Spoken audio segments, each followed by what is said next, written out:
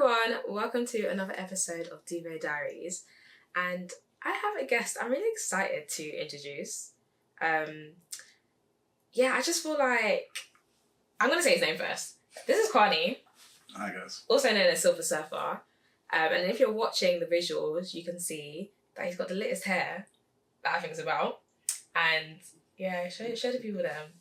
If you're just listening, you have to watch it. Go over to YouTube and watch it so you can see what we're talking about.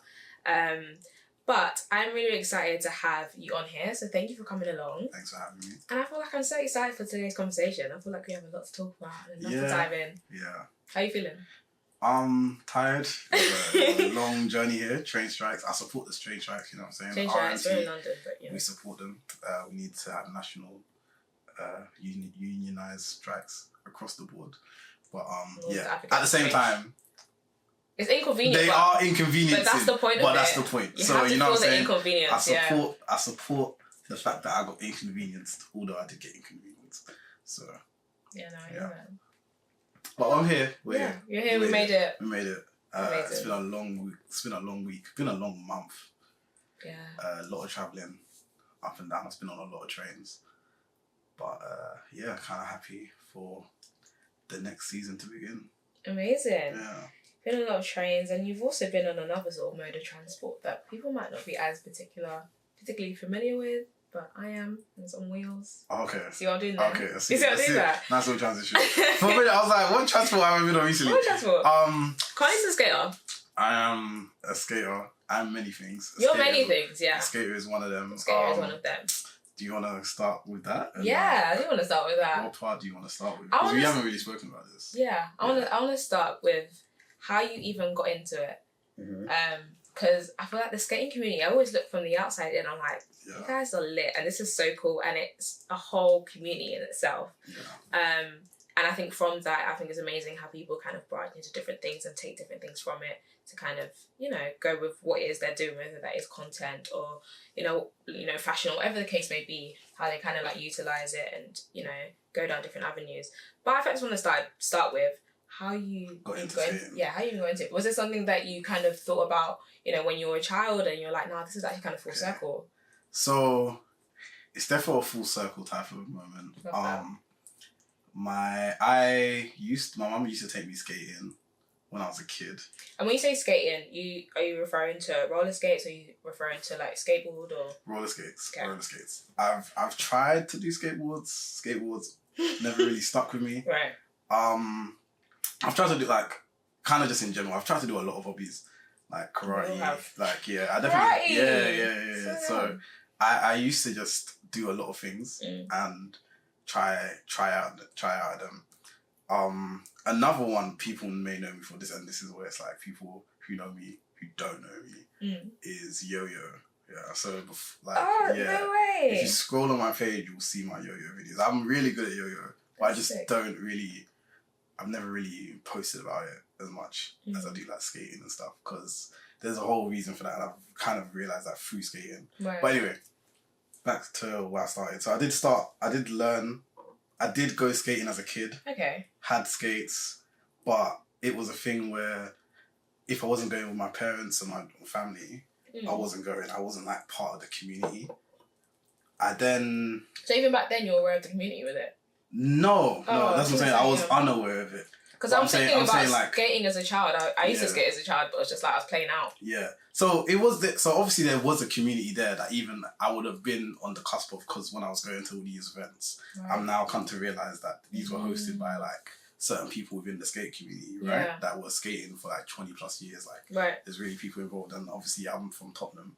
And so there's like a big skating culture there that came up through like the Caribbean community and whatnot. Amazing, yeah. So, but yeah, when I moved to Tottenham, a lot of the interest I had when I was in Tottenham kind of stopped, because once again, like the proximity to it was longer, right? So I kind of stopped skating. Okay. Of course, as well, when I moved to Tottenham, we moved out of Tottenham and went to my new place in Chingford. it was also like when I was starting secondary school. And just in general, when you're in secondary school, I feel like you kind of lose a lot of your kids' interest, right? And secondary school is just such like formative years. Like you actually just so susceptible almost to everything around you in the environment. So it wasn't even like a conscious thing. Right. But then I did remember like when I started A-levels, I did like ask for skates again for my birthday because I always enjoyed it because I was like, I want to get back into it.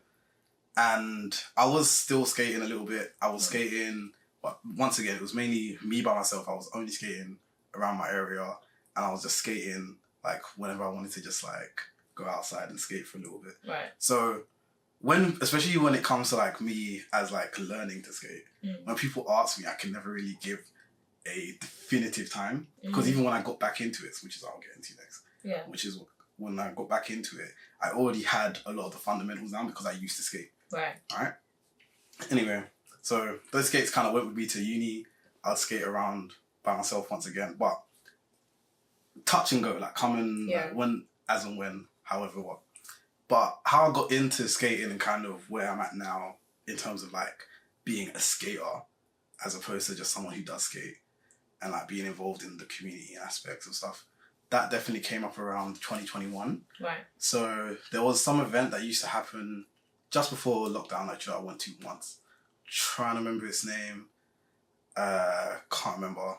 But it was like a party and they did like rental skates. It was really lit. Can't imagine like Recess on skates. I know Recess have done skates, but it's not that. It's like different. It was like, it was a different setup. It was really cool. Yeah. But there, I met some really sick skaters. Right. And I got their IGs and stuff and I was like, oh, like, da-da-da-da. And I followed them. But then this was in 2019. And obviously a couple of months later, COVID happened. Right. So I was always like, oh, I'm going to eventually go. But I didn't. Anyway, but I had their Instas, right? Right. So I was seeing them. Yeah. Especially during lockdown. So like there's a whole title of being called a lockdown skater. Wow. Because, why is that? No way. Like, as in people just picked it up during lockdown. So it's no like secret that there's a lot more skaters now than there were like 3-4 years ago, like before COVID. Yeah. And it's because during COVID, especially in the UK and stuff, like there was the whole, if you were doing physical exercise, you could leave your house, right? Right. So a lot of people just took up skates. As an opportunity to leave the house, but literally locked down. And because we were all online, I think the video that a lot of people reference as like the first video they saw that kind of made them want to skate was, there's a viral video of like Umi Janta, some skater from Germany. And that went viral and a lot of skaters will say like that's kind of what got them back into it. They were like, yeah, I want to skate. And then social media and stuff, and like even that time TikTok people were posting on it and stuff. Anyway, these guys I was following were like skating in Northwest in a place called, we call it Dojo, but it's really and truly just a Asda car park. Or is it Morrison's? Morrison's car park in Northwest in just shopping centre. Yeah, literally. But literally underground scene and bearing in mind this is like during lockdown and stuff. Hundreds of people skating. Wow. And like people were doing all this mad stuff, like going backwards and spins, and I was watching it. It's like, what? Like, I didn't know you could do any of this stuff on skates, right? And so how did you feel your like skating ability was up until that point?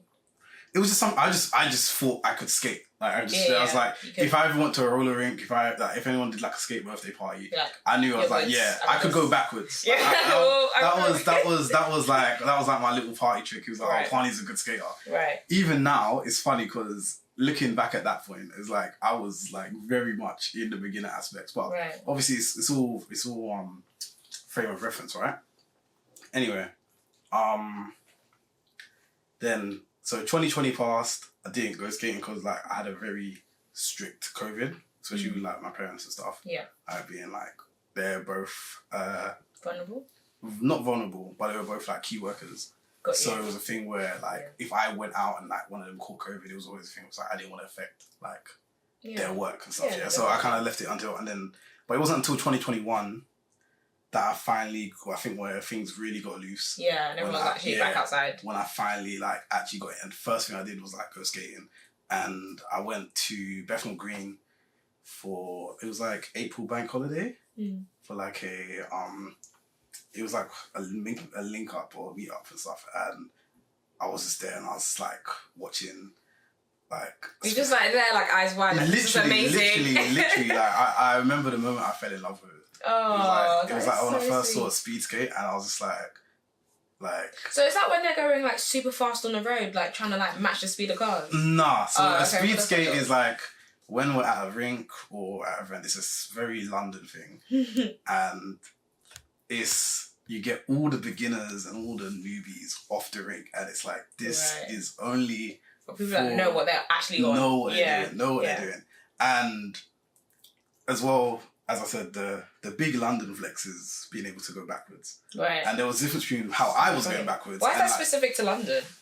I couldn't tell you the history. Right. You need to like know. All I know is London skating, like every skate scene, especially like globally, because there's different skate scenes and different cultures. And I even like recently found out like every skate scene has a distinct style of skating. It's so interesting, yeah. And so the Londoners are known for like chopping and shuffling, which is speed skating, going really fast, street skating, because historically we've never really had a lot of rinks. So London skaters have always been skating outside and it's always been a thing of like dodging and weaving cars and it's kind of been like even going back to the days of Stratford. How historical it is. Yeah. So like, and I was aware of certain things, for example, like I just mentioned Stratford, I did know people skating in Stratford but I never went. Yeah, because just like being young and stuff. Anyway, so yeah, when I went to BG, after that, I was like, yeah, I think that day, because it was still COVID and I just started working, but like I was still obviously working post 2020. We have the benefit of remote working, right? So it would be a thing of the moment I finished work, I would shut your laptop. Shut my laptop. Put on my skates, about the door. Drive down all the way to North Greenwich. Oh, wow. And just skate. Wow. And for me, it was just a thing of like, just skate. And it was good because, especially post-COVID, it like got me to kind of come out my shell. Right. And kind of like meet new people and stuff. Yeah. And I definitely like eventually met people. I was definitely skating by myself for a long time. And it wasn't until about 2022 that I really started like posting content and like kind of going off that track. And even in that sense, it was never a thing of like I was posting with the intention of like... You're just posting what you're doing, isn't it? I was literally just posting like my own progress because I was proud of it. And I just but then that became a niche in itself. Yeah, I just liked kind of like documenting my journey on it and stuff. And then like similar to when I started skating, I also started doing like photography and stuff, right? So I was like doing a lot of photography of just like things around me because I like post-COVID, I was like, yeah, I wanted to capture a lot of the memories that meant a lot to me. Yeah. And then, yeah, about 2022, obviously as well, TikTok was still like only a year old at that point, right? Yeah. So it was when the algorithm was just giving millions of views to everyone. Right. And then, yeah, I went viral. And then from there, it just became a feedback loop because it was like... Oh, this is what people actually really like to see. Yes, people enjoyed it. I'm getting the dopamine from watching stuff, and then now it's at a point where, like, I'm kind of now in the TikTok space. Yeah. Content creating. It's just really cool to hear how it started as well. So, we'll touch more on the content side of things because, I'm really interested to delve into that. But just to kind of go back to what you mentioned about, the community of it, I guess, like, coming out of, lockdown and, like, restrictions were loosening and you could just be outside and then there's this whole community of people that you met through skating. I wanted to ask more about, I guess, what the community really is like, because I think I saw a TikTok of yours before talking about how, just in the skating community, there's just so many like different people that you wouldn't actually interact with on a normal day basis if it wasn't for this kind of love for skating that brings you all together. So I kind of wanted to hear more about that. Yeah, no, the skating community is like super diverse. And in more ways than one. Like, I think one way I think the video you might be talking about is when I was talking about the age diversity within skating, right? And it's so, especially in like society, it's so rare that you form friendships with people at like vastly outside of your age range. Right. Because there's very few scenarios where you actually are connecting with people like that. Yeah. But a lot of people I know from skating, sometimes you'll be chatting to them, you don't even know how old they are. A couple months later, they'll just drop, oh, it's my 40th birthday. And I'm like, huh? Yeah. Or even just something random like, oh yeah, I've got 3 kids. Yeah, yeah, like, literally, wait, yeah. Like, you wouldn't, thought. like, they've got, like, because at the end of the day, we don't, like, as much as it's like, it's a community and stuff, and I use the word community, and it's also taught me a lot about community and stuff, right? Properly.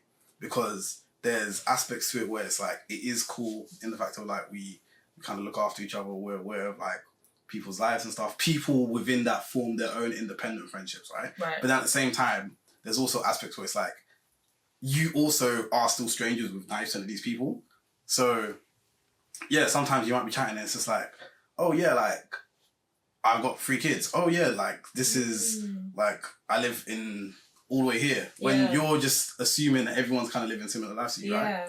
And that's cool, especially in, like, our kind of time now where there's a lot of...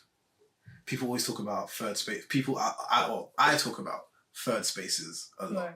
And so... Could you give a little definition to people? Yeah, so what a third space is basically, it's any space that is an intermediary, like, meeting point of people that isn't home, that isn't, like, school or work, right? So, for example, the church is a third space.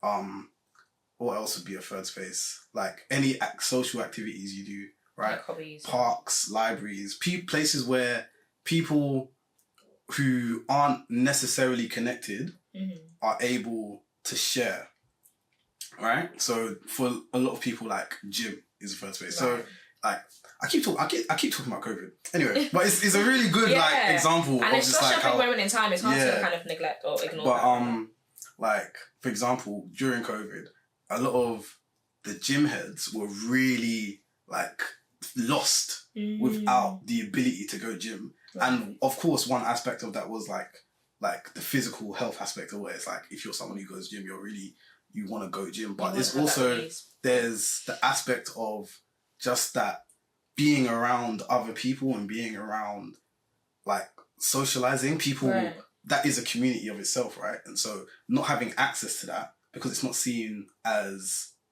key or important, it damages a lot of people, right? Because you don't realise how much these I was going to say, like, you probably didn't even realise how much of a necessity it almost felt like for you to kind of be in that sort of third space until it was taken away from you. Yeah.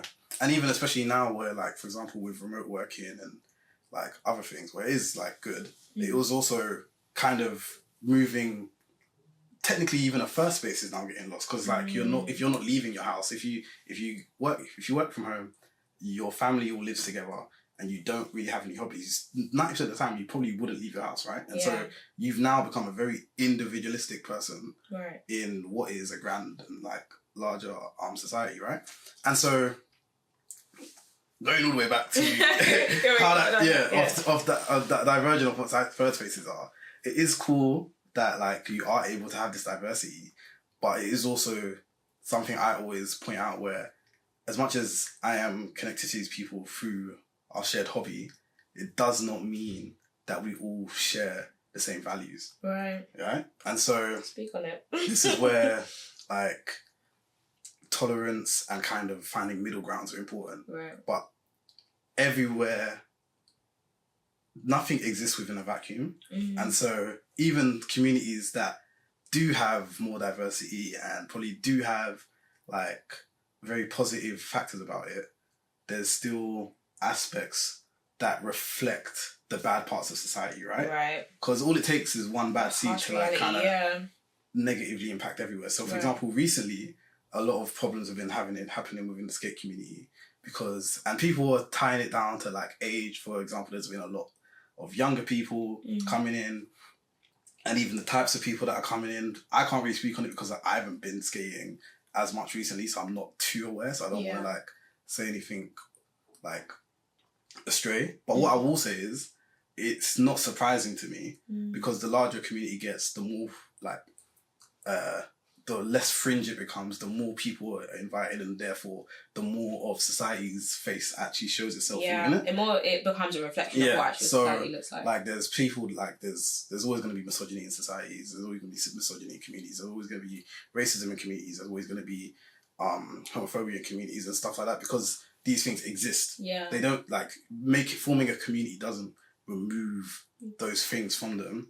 You can create a society or community to kind of protect yourselves from those, but as long as there is access to it and it is like freely interchangeable, there's going to be these kind of exchange of ideas, right? Yeah. And so I always say I'm cool with a lot of skaters, but I'm very aware that I'm not friends with a lot of skaters. Right. Same way I'm cool with a lot of other people in like, other spaces that I'm part of, because I'm also involved in like other communities, right? Yeah. But it's like they're not people that I would say could judge me and I judge them in terms of like if I was to introduce myself to some people, right?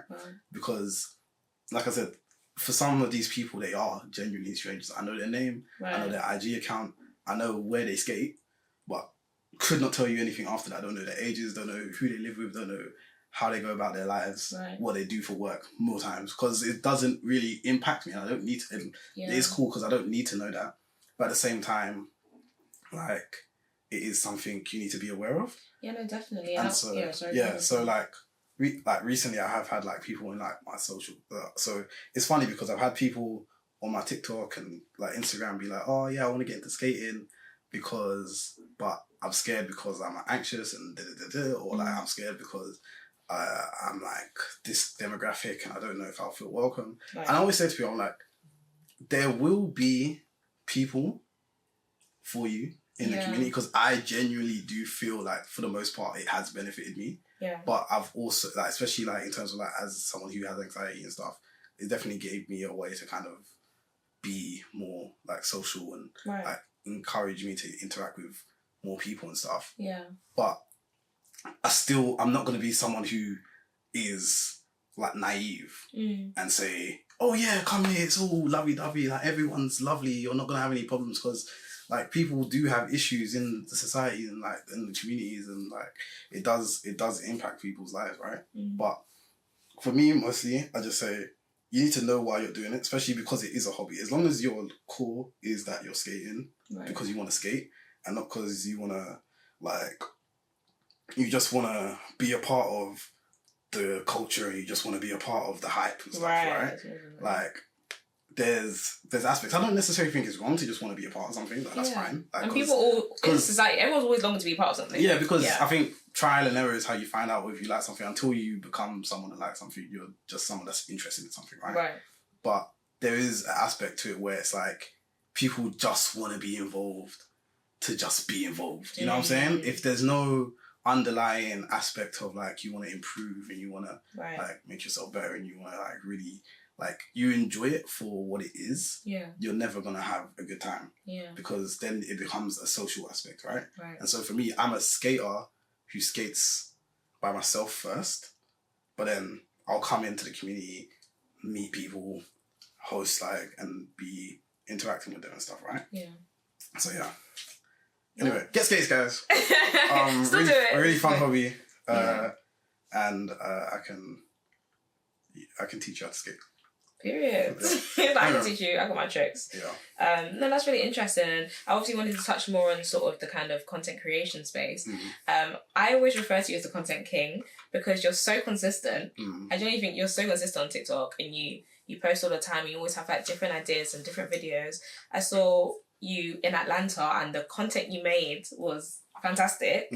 And I know you always tell me, I think we'll start about, your sort of content creation, but there's something specific I want to touch upon, and it's more than consistency. Because I think a lot of the time people say, well, content creation, be consistent. But I think it's also not caring as well. I actually think that's a really big part of it. And I remember you told me something about getting to the top of Cringe Mountain and like passing that point. Yeah. And I think that's really important. And that really stuck with me because I was like, you know what?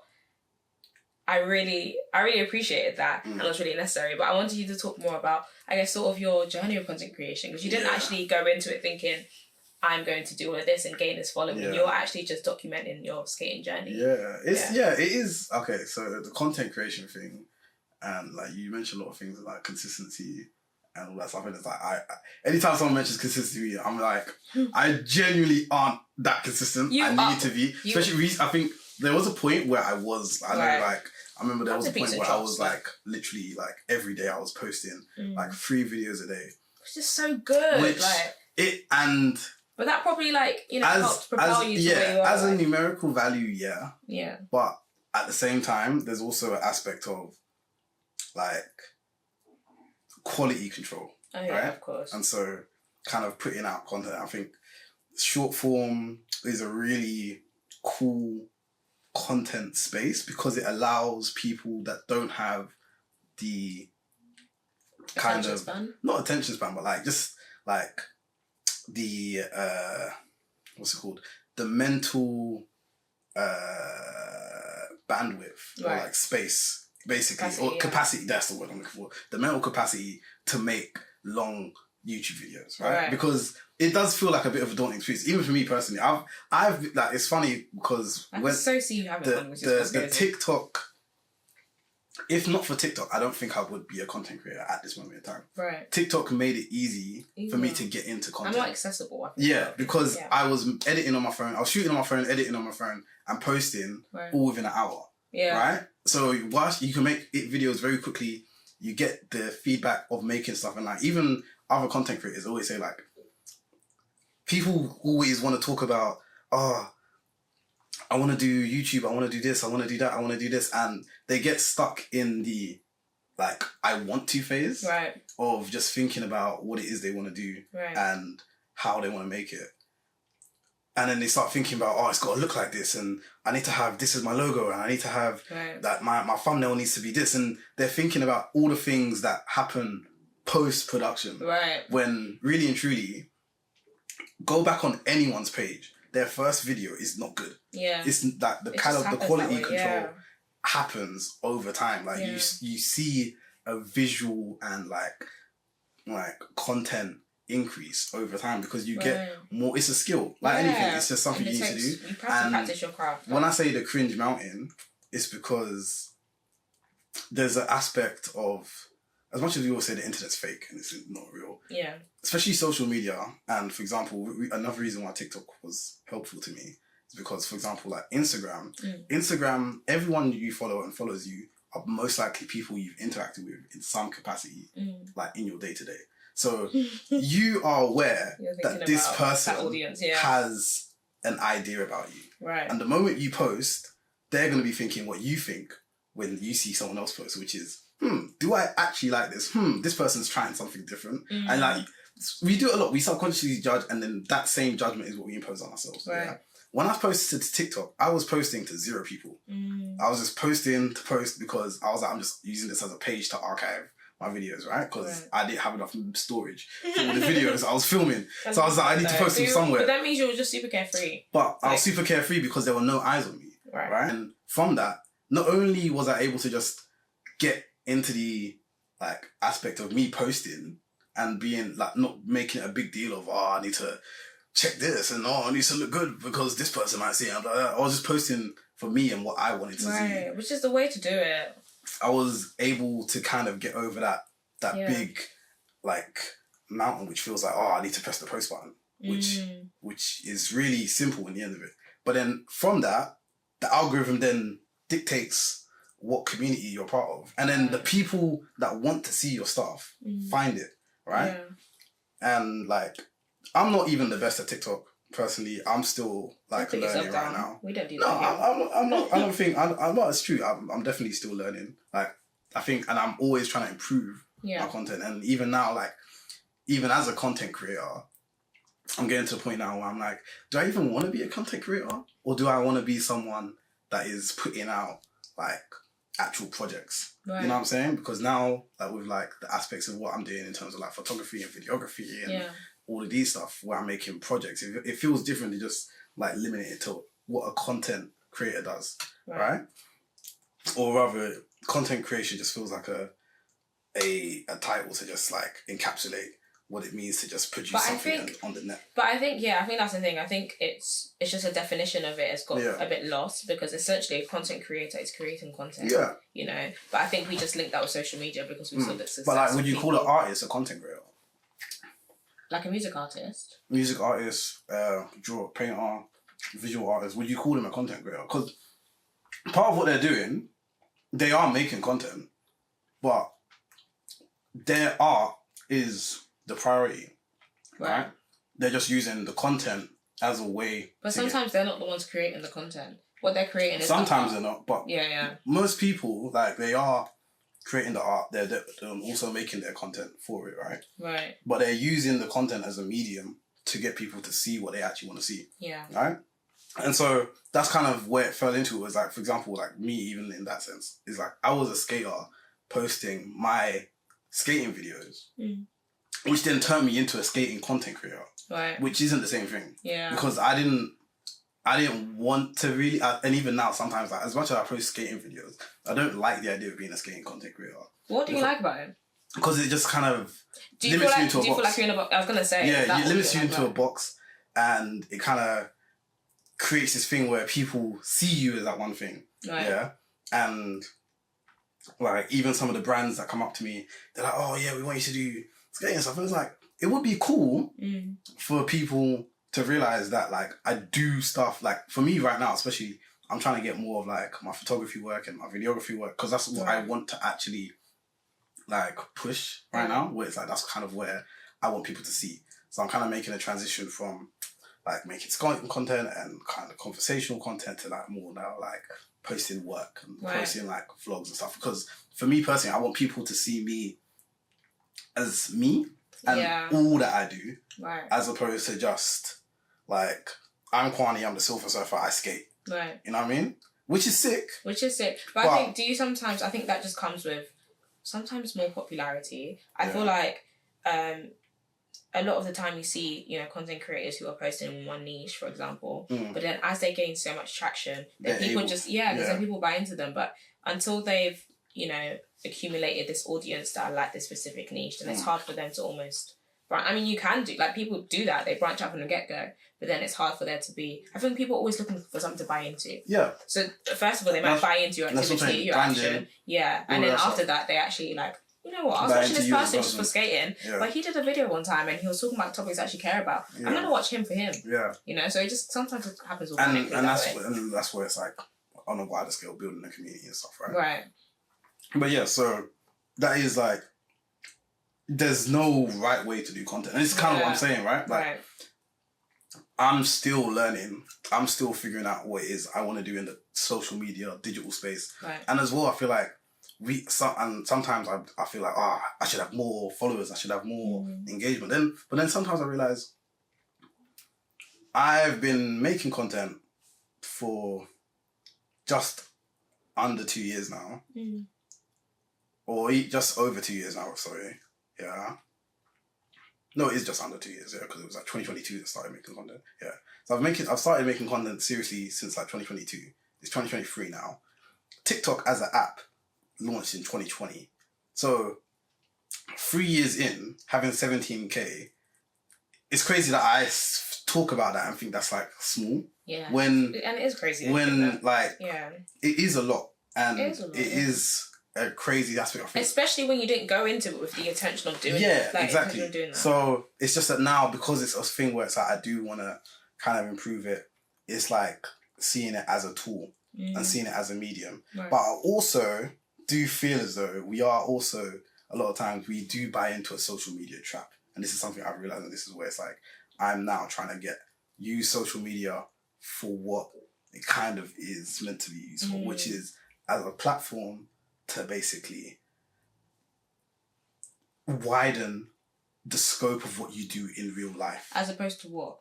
As opposed to making content just for the actual content space, right, and not having anything underlying behind it. So recently I've enjoyed making some skate content, because the skate content I've been making has related to things I've been doing in real life, right? Where I've been building communities in real life. I've been doing workshops in real life. It's not just I'm making a TikTok for TikTok, right? Which is a very different process, right? Same way, like I said, my videography, my photography, that's stuff I like posting about because it's stuff that is actually exists in the real, like it's not just something I've invented for cyberspace and trying to like make that kind of thing, right? Yeah. So, but like I said, there's different strokes for different folks. There's people that purely digital, like people like what's that girl that does the so nice, like that is a purely digital, and that thing. That's nothing to do with what they do in real life, and it would be wrong of me to say that you shouldn't do that if that's what you want to do. Yeah. But ultimately, what I'm trying to say is, post what you want to post. Yeah. Don't care about what you think people think. Right. And just do it because your worst video is going to be your first video. And you're going to get better at it. Like, you go viral once, it becomes... The moment that you do something once, it's easier to do it again. Yeah. Because you've done it. You've done it before, so you can see it's possible. Like, if you've never done something, it's always going to be hard to do something. Yeah. Because it's something you have no frame of reference for. Yeah, exactly. So, but yeah. Obviously, there are methods. Like, you can... Like, there are ways to become... Like, people... There are, same way there's professions, people are good at certain things. There are people that are good at making content, but there's also ways to make good content just fundamentally. Right. Because there's a skill set that is available there, right? Yeah. But ultimately, it should just be something you put out for yourself. It's important. And I think the reason why I touched specifically on that cringe mountain is because it's like you can know that the content you're putting out is actually good. Yeah. But you also, it's like the fear of, I think what you said as well, for you, TikTok was a different space to Instagram, because on Instagram, it's people that you may have interacted with a couple of times. So it's almost that fear of putting yourself out in a capacity that's different to how or different to the image or the expectation that they have of you. Even now, even as someone that's making content like consistently on TikTok, I still don't consider myself an Instagram content creator because I still find it like difficult to post, because even sometimes I'll post on TikTok and my mum responds to my Instagram and I'm just like, as much as I'm not posting anything crazy. Yeah. Like it's just a difference when you have a frame of reference of like who's coming to you, and that's why sometimes like I do feel sometimes people get stuck in the whole I need to make a new page, I need to do this, I need to do that, and I say if that's what helps you, do it. Yeah. But once again, don't forget what the purpose is. The purpose isn't making a new page. The purpose isn't... The purpose is make what you want to make, put it out there, and then do that again. Right. You know what I'm saying? Like, get into that process and everything, because you can change all of that stuff. Like, I went from being Kwaane, to now being the Silver Surfer. The Silver Surfer was something that came as a part of me skating, because, as you said, like, people that knew me, people that saw me, I was like, oh, like, your hair's grey and you skate. You should be called the Silver Surfer. It wasn't a title that I started with. Right? It was something that came about because it's what happened. And I think those kind of moments are what work the best. Definitely. And so... Because it's just the most organic and the most natural as well. And if you think about it like this, if you're going to be making content for the rest of our lives, because digital spaces aren't going anywhere. They aren't anytime soon. 2 years, 3 years at the start of your journey of what's going to be a lifetime of a digital footprint is nothing. It's nothing in the grand scheme of things, so, yeah. And I think sometimes in the moment we think things are so monumental, and but... that's why as well I'm very particular about the content I make.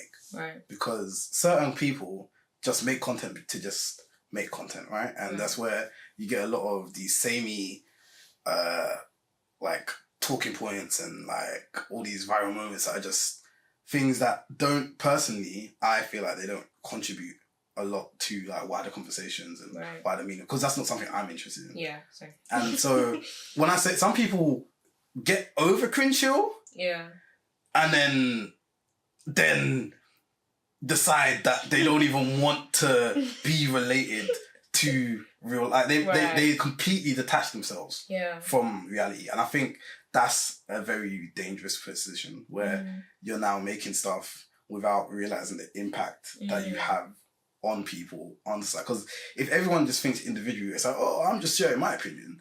But it's like, you're sharing your opinion and a million people are following this stuff. Now you're contributing greatly to misinformation, right? So there is also a level of responsibility you have to making content, right?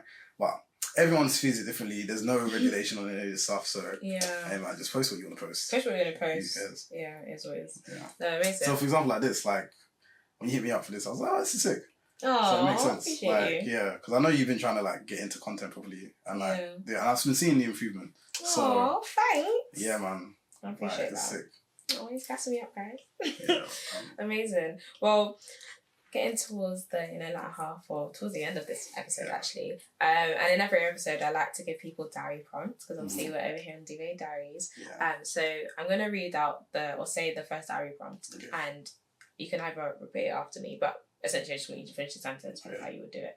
So the first one is, I'm gonna read it out because basically due to popular demand, I've had to change the last one because apparently people are not seeming to understand where it's going or having confusion about where it's going. So I'm just going to read it out just to make sure it's, It's what you want to... Yeah, okay. You want us to get it? Yeah. I've slightly altered the third one. If you watch the previous episodes, you're going to get that I've slightly altered it. Okay, so the first one is, I wouldn't be the person I am today without... I wouldn't be the person I am today without the people I've met. Amazing. Just in general, you feel like they shape. I feel like we're all just a bundle of experiences, and then you take whatever lessons you want from that, right? And then kind of use that to form yourself. Like that's why I'm like so careful about who I associate myself with, because people I associate with, people that know me, value the people that I value. Yeah. Because that's how I want them to be. Because I wouldn't introduce someone that I don't feel like I can vet. Because that person, if they're my friend, if I'm chilling with them a lot, that means that I associate with this person. I agree with this person. Like we value each other, and it's not just a thing of like being it's a different from just being in an echo chamber and just having people that just spit out the same opinion as you. But it's people that you are able to like learn from, and like they have knowledge different to yours, opinions different to you, and you can kind of take that and be like all of this stuff. So yeah, I just think I'm a big bundle. I don't think I'm anything special. I'm just someone that's always happy to learn from other people, and that's why. You are a special man, isn't it? Yeah. That's for sure. Nah, man. That's amazing. But I love that. Yeah, that's a good question. Yeah. Okay, so the next prompt is, I feel the safest when. I feel the safest. So what are you like? I feel the safest. Do I feel safe? I hope this is a safe space. Hey. I feel the safest when I'm at home. You know what I mean? Yeah. Like, there's nowhere safer than home, right? You don't feel like anything can really happen to you. And home, you're talking just literally about the confines of like, Yeah, my house. House with wherever home is, like with my family, with friends, and I feel like creating safe spaces is so important. Yeah. And I think I always, especially in like anything I do, I'm always prioritizing safety first, because I don't think you can enjoy yourself without safety. Right. Yeah, amazing. Again, the final prompt has a slightly alter, is, I want to be remembered for...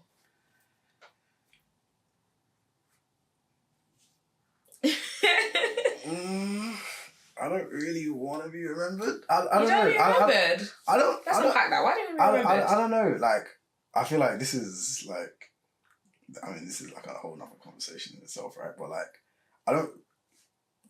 once you're gone, kind of thing, in my opinion. Mm-hmm. But I just want it. So for me personally, I want to make sure that when I do go, I've lived the most fulfilling life for me. Right. Who remembers me after that doesn't really matter to me. Right. You know what I mean? Yeah, I get that. Okay, what about in the capacity of like, not necessarily like when you pass, but just more so... Just in general. Just in general. Oh, wait, too, I don't know. Why did I go so dark? Yeah, but it just... yeah, maybe I'm bleak. No, but it's just like you say complete the prompt as you wish. I guess in general, like, I would like to be remembered as just being someone that like contributes positively to areas that I'm involved in. Right? I don't know. I don't know. I don't really think about Yeah, it's not something that you...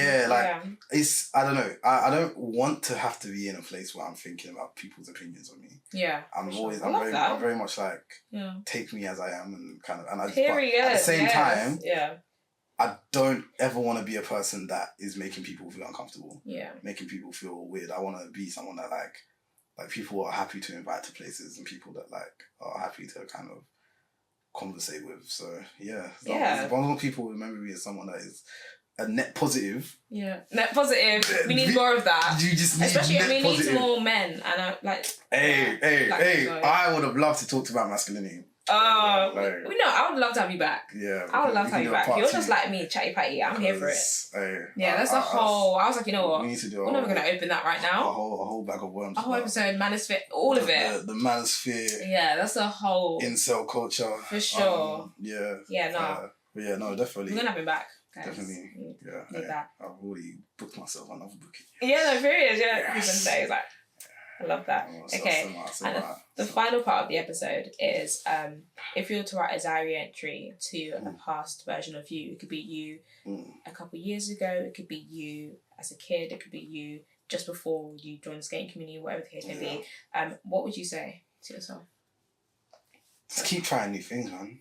Love that. Yeah. Is there a specific, part of... reason? Yeah, no, specific version of your specific, past... Kwaane that you specifically want to say that to?